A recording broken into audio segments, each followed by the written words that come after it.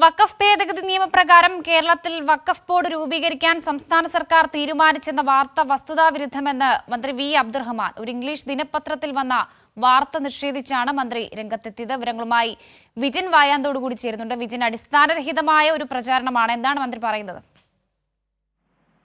വർഷ, എന്തായാലും മന്ത്രി വി അബ്ദുറഹ്മാൻ ഇറക്കിയ വാർത്താക്കുറിപ്പിലാണ് ഇക്കാര്യം വിശദീകരിക്കുന്നത്. ഒരു ഇംഗ്ലീഷ് ദിനപത്രത്തിൽ പുതിയ വഖഫ് ഭേദഗതി ബില്ലിനോട് അനുബന്ധിച്ച് അതുമായി ബന്ധപ്പെട്ട് കേരളത്തിലെ വഖഫ് ബോർഡ് പുനഃസംഘടിപ്പിച്ചു എന്നുള്ള തരത്തിലുള്ള വാർത്തയായിരുന്നു ആ ദിനപത്രം നൽകിയത്. ഇതിനെ നിഷേധിച്ചുകൊണ്ട് അതിന്റെ വിശദീകരണവുമൊക്കെയായാണ് നിലവിൽ മന്ത്രി വാർത്താക്കുറിപ്പ് ഇറക്കിയത് എന്നുള്ളതാണ്.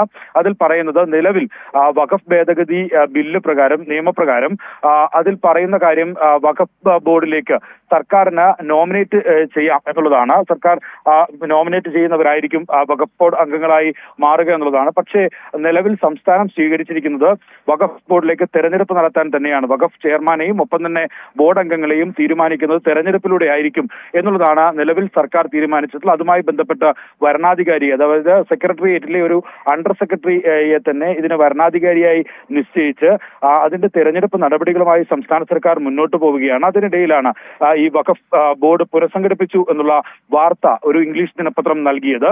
അത് പൂർണ്ണമായും വസ്തുതാവിരുദ്ധമാണ് എന്നുള്ളതാണ് നിലവിൽ മന്ത്രി വി അബ്ദുറഹ്മാൻ വ്യക്തമാക്കുന്നത്. ന്യൂനപക്ഷകാര്യ മന്ത്രി കൂടിയാണ് വി അബ്ദുറഹ്മാൻ. അതുകൊണ്ട് തന്നെ ഇക്കാര്യത്തിൽ ഈ വാർത്ത നിഷേധിക്കുകയും ഒപ്പം തന്നെ വസ്തുതാവിരുദ്ധമായ വാർത്തയാണ് നൽകിയത് എന്നുള്ള കാര്യം വ്യക്തമാക്കുകയാണ് വാർത്താക്കുറിപ്പിലൂടെ മന്ത്രി ചെയ്തിട്ടുള്ളത്. നിലവിൽ തെരഞ്ഞെടുപ്പുമായി മുന്നോട്ട് പോകാൻ തന്നെയാണ് സംസ്ഥാന സർക്കാർ തീരുമാനിച്ചത് എന്നുള്ള കാര്യവും ഈ വാർത്താക്കുറിപ്പിൽ മന്ത്രി വിശദീകരിക്കുകയാണ്. എന്തായാലും നിലവിൽ വഖഫ് ബില്ലുമായി ബന്ധപ്പെട്ട നിയമ നടപടികൾ ഉൾപ്പെടെ നടന്നുകൊണ്ടിരിക്കുകയാണ്. വഖഫ് ബോർഡിൽ പ്രത്യേകിച്ച് മറ്റ് സമുദായത്തിൽപ്പെട്ട ആളുകളെ ഉൾപ്പെടുത്താനുള്ള തീരുമാനമൊക്കെ കോടതി വിലക്കിയ സാഹചര്യം കൂടി നിലനിൽക്കുന്നുണ്ട്. എന്തായാലും സംസ്ഥാന സർക്കാർ അത്തരത്തിൽ പുനഃസംഘടിപ്പിക്കാനുള്ള തീരുമാനം നിലവിൽ കൈക്കൊണ്ടിട്ടില്ല. നിലവിൽ എന്തായാലും ഈ വഖഫ് ബോർഡിന്റെ കാലാവധി കഴിഞ്ഞിരിക്കുകയാണ്. അതുകൊണ്ട് തന്നെ ഹൈക്കോടതിയുടെ കൂടി നിർദ്ദേശത്തിന്റെ അടിസ്ഥാനത്തിൽ നിലവിലുള്ള ബോർഡ് അംഗങ്ങൾക്കും ഒപ്പം തന്നെ ചെയർമാനും തുടരാം എന്നുള്ളതാണ് ഹൈക്കോടതി വ്യക്തമാക്കിയിട്ടുള്ളത്. അതുമായി മുന്നോട്ട് പോകാനാണ് നിലവിൽ സർക്കാർ തീരുമാനിച്ചിട്ടുള്ളത്. ഒപ്പം തന്നെ തിരഞ്ഞെടുപ്പ് നടപടികളിലേക്കും സർക്കാർ കടക്കുകയാണ്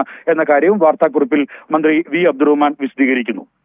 വർഷ, വഖഫ് ഭേദഗതി ബില്ലിൽ നിയമ നടപടികൾ തുടരുന്ന ഒരു സാഹചര്യത്തിലാണ് ഇത്തരത്തിലുള്ള അടിസ്ഥാനരഹിതമായ പ്രചാരണങ്ങൾ എന്നുള്ളതും ശ്രദ്ധേയമാണ്.